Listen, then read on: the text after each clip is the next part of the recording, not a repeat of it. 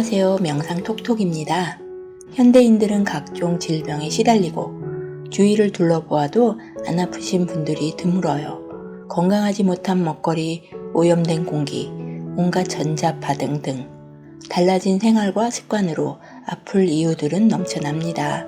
삶을 바꿀 수는 없고 시대를 변화시키기도 힘드니 각자 적응하는 수밖에 달리 해법이 보이지가 않습니다. 하지만 이러한 외부적인 요인들은 몸이 알아서 자체 정화를 한다고 해요.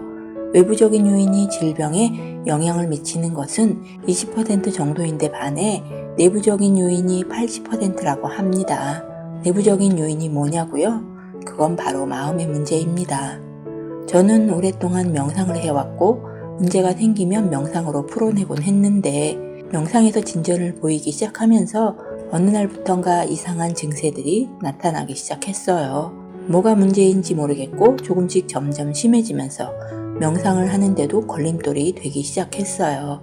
원래 몸이 자주 아팠던지라 그러려니 하고 있었는데 2년 정도 되자 숨쉬기가 힘들어지더라고요. 병원을 찾았고 교통사고의 후유증으로 자율신경 조절에 문제가 생겼다며 약 처방을 해주더군요. 처음엔 일시적으로 좋아지는 듯 했으나 근본적인 치유가 되지는 않았어요. 약을 끊고 다시 되는 만큼 명상에 몰입하고 있었는데 그동안의 자신을 돌아보게 되었어요. 명상을 하다가 보면 물질에 대해서는 많이 내려놓고 비우게 되는데 나이가 들면서 노후 대비라든가 생계 유지에 대한 고민을 하다 보니 그것이 마음을 많이 무겁게 하고 있더라고요. 마음이란 것이 실체도 없으면서 얼마나 넓은 것인지 어느새 제 마음 한구석에 그런 걱정이나 근심이 또아리를 틀고 자리를 차지하며 마음을 좀먹고 있었던 거죠.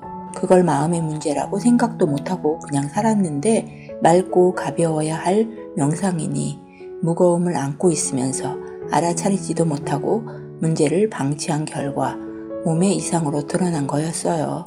자신의 마음조차 제대로 모르면서 명상을 한다고 앉아있던 자신이 너무 초라하고 부끄러웠지만 그 사실을 인식하고 그 마음을 내려놓았더니 순식간에 너무나 마음이 가벼워지면서 몸의 증상들이 사라졌어요. 마음이 가벼워지면서 몸도 날아갈 듯 가벼워진 거죠. 놀라웠지요. 명상을 오래 해도 마음을 올바로 보기가 어렵다는 것, 또 마음과 몸이 하나라는 걸 새삼 알게 되었어요.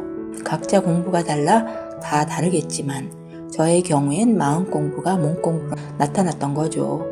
그걸 몇 년 동안 알아차리지 못하고 몸 공부와 마음 공부를 별개로 생각했던 자신이 몹시 어리석었지만 또 이런 공부를 해야 발전이 있으니 스스로를 위로했지요. 몸이 아픈 것이 마음에 문제가 있는 거였는데 몸의 문제로만 보았으니 몸도 마음도 골마갔던 거예요. 명상은 마음 공부에 치중하면 되는 건데 전 그동안 뭘 했나 싶더군요. 마음속에 걱정과 근심이 싹트기 전에 잘 살펴 마음을 맑게 해야 합니다. 시원하게 인정하고 비웠더니 모든 것이 달라진 것 같아요. 물론 상황이 달라진 건 없어도 다른 시야, 긍정적인 생각, 가벼운 마음 등이 삶에 다른 영향을 미치겠지요. 오랜 기간의 몸 공부에 감사하였습니다. 이렇게 생생한 깨달음을 어디서 맛볼 수 있을까요? 제가 명상을 안 했으면 몰랐을 거였고 경험하지 못했을 거예요. 앞서 말씀드렸지만 온갖 걱정과 근심은 아무런 해결책이 되지 못합니다. 두려움과 공포를 가져와 겁을 먹게 할 뿐입니다. 마음속에 걱정과 근심, 애증 등 고통을 일으키고 무겁게 하는 모든 것들을 지워나가세요. 마음이 맑고 가벼워야 몸도 건강합니다. 모두 파이팅입니다. 이상 명상톡톡이었습니다.